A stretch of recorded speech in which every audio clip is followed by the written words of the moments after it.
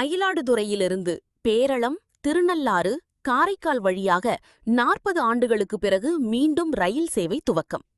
ரயில் ஓட்டுநர்கள் மற்றும் ஊழியர்களுக்கு ரயில் பயணிகள் சங்கம் சார்பில் சால்வை அணிவித்து இனிப்புகள் வழங்கி உற்சாக கொண்டாட்டத்தில் ஈடுபட்டனர். மயிலாடுதுறையிலிருந்து பேரளம், திருநள்ளாறு வழியாக காரைக்காலுக்கு சென்ற ரயில் பாதை கடந்த 1986ஆம் ஆண்டு நிறுத்தப்பட்டது. தொடர்ந்து கடந்த சில ஆண்டுகளுக்கு முன்பு பாதையில் அகல ரயில் பாதை மாற்றும் பணி நிறைவடைந்ததைத் தொடர்ந்து காரைக்கால் மார்க் துறைமுகத்திலிருந்து நிலக்கரி சரக்கு ரயில் போக்குவரத்து மட்டும் நடைபெற்றுக் கொண்டிருந்தது. இந்நிலையில் இன்று முதல் இப்பாதையில் ரயில் போக்குவரத்து துவங்கும் என தெற்கு ரயில்வே அறிவித்திருந்தது. அதன்படி மயிலாடுதுறையிலிருந்து வேளாங்கண்ணிக்கு பயணிகள் ரயில் இன்று மாலை 4:40 மணியளவில் புறப்பட்டு சென்றது.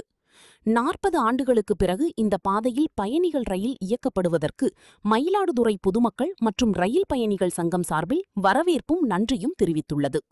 ரயில் புறப்பட்டதை முன்னிட்டு ரயில் ஓட்டுநர், உதவி ஓட்டுநர், காவல்துறையினர் மற்றும் ஊழியர்களுக்கு மயிலாடுதுறை ரயில் பயணிகள் சங்கம் சார்பில் சால்வை அணிவித்து மரியாதை செலுத்தப்பட்டது.